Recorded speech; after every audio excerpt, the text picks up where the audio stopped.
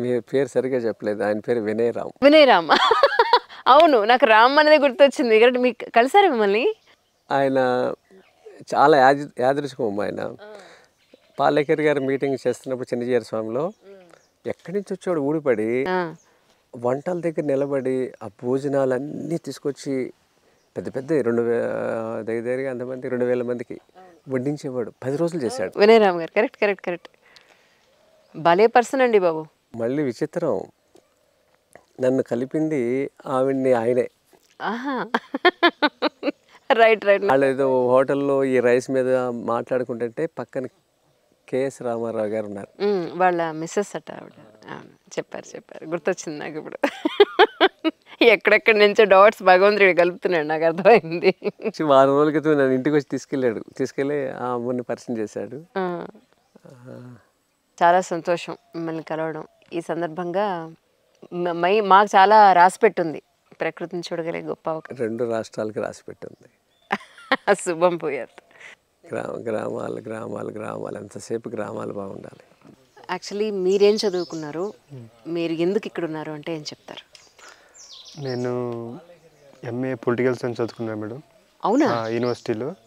అప్పుడు 2018లో మన చంద్రబాబు నాయుడు గారు ముఖ్యమంత్రి ఉండగా సుభాష్ పాలేకర్ గారు మీటింగ్ పెట్టారు 10 రోజులు.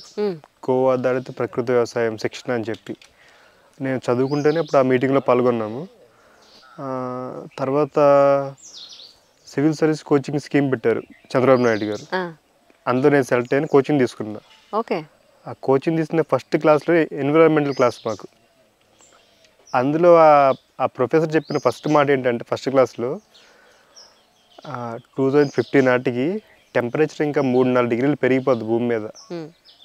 పెరిగిపోతే ఏమవుద్ది, మంచు కొండలు కరిగిపోతాయి, తర్వాత పొల్యూషన్ అయిపోయి భూమి అంతా పాడైపోద్ది అని చెప్పారు ఆయన. అని ఏదైనా చెప్పినప్పుడు నేను ఆలోచిస్తాను ఎక్కువ. మరి ఇట్లా తెలిసి కూడా జనం ఎందుకు మారతలేదు? ముఖ్యంగా టెంపరేచర్ ఎక్కువ ఎక్కడ వస్తుందంటే భూమిలో యూరియా వేస్తున్నాం కదా. యూరియా వేయడం వల్ల పైన వచ్చిన ఎండ భూమిలో ఇంకదు, అదే బయటికి రిఫ్లెక్ట్ అవుతుంది మళ్ళీ.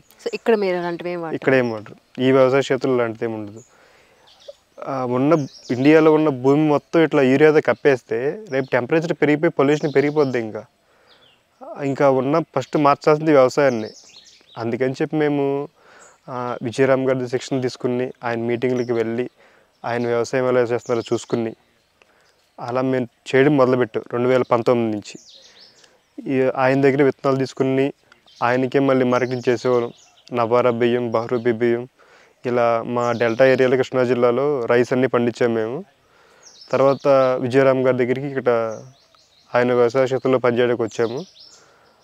ఇక్కడ చాలా ప్రశాంతంగా ఉంటుంది వాతావరణం. ఎలా అంటే ఈ ప్రకృతి వ్యవసాయం అని పెట్టారు పాలేకర్ గారు దీని పేరు. సేంద్రీయ వ్యవసాయం కూడా ఉంటుంది వేరేగా. ఇక్కడ కీటకాలు నాశనం చేయడం ఉండదు.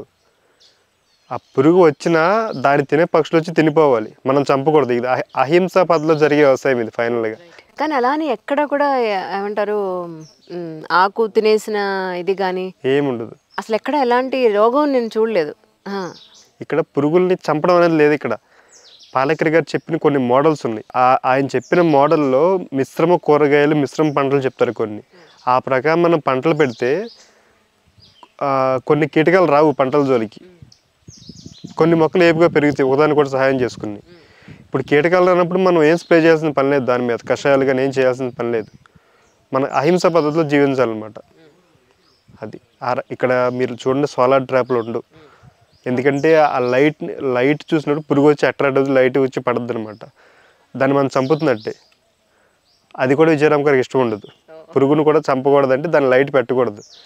దానికి అదే ఏదైనా పక్షులు బ్రతకనిస్తే మనం పక్షులు వచ్చి పురుగులు తినిపోతాయి అంతే. ఇంకా అలా ఈ రకంగా మనుషులు జీవించాలి అందరూ కూడా. కానీ ఇంత చదువుకుని మీరు ఇప్పుడు ఇటువైపు వచ్చారు, ఇంతకీ అల్టిమేట్ గోల్ ఏం పెట్టుకున్నారు? అల్టిమేట్ నేను సివిల్ సర్వీస్ ప్రిపేర్ అవుతున్నాను మేడం. అవునా?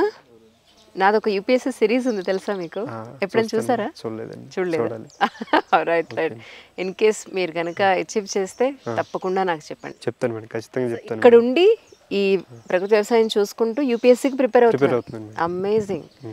సో మీలాంటి వాళ్ళు సివిల్ సర్వెంట్ అయితే డెఫినెట్గా ఆ రాష్ట్రాన్ని ఖచ్చితంగా సస్యశ్యామలం చేసేస్తారు. పొల్యూషన్ లేకుండా చేయాలి నా కోరిక ఎప్పటికైనా దేశం మొత్తం. అద్భుతం. మన కల్చర్ అంతా ముందుకు రావాలి దేశంలో మళ్ళీ. మీ పేరెంట్స్ అంతా ఎక్కడ ఉంటారండి? కృష్ణా జిల్లాలో మా ఊర్లోనండి, స్వగ్రామం. వ్యవసాయం చేస్తారు అందరూ కూడా. ఓకే, శుభం, చాలా సంతోషం. ఇన్ కేస్ యూపీఎస్సీ కనుక అచీవ్ చేస్తే నాకు చెప్పండి. థ్యాంక్ యూ సో మచ్ అండి.